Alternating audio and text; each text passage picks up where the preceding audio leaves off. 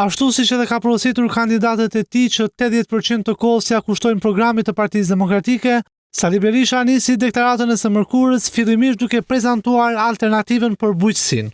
Mbrojtje sezonale e prodhimeve bujqësore, dalje e menjëhershme e Shqipërisë nga Ballkani i hapur që po rënon prodhimin bujqësor dhe blegtoral shqiptar, karta e AIDIS do të jetë nimti i fermerit, mbështetje direkte subvencion të sipërmarrësve në sektorin e bujqësisë, blegtorisë. Pasi foli për programin e opozitës, kreu i Partisë Demokratike kaloi tek 20% i kohës për sulmin ndaj kundërshtarit.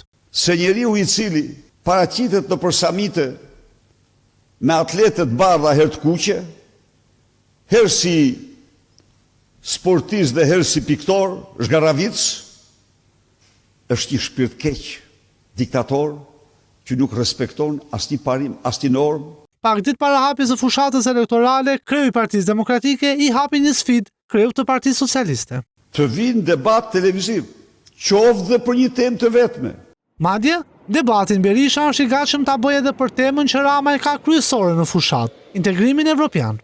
Të dalim debat për integrimin evropian. Të vi.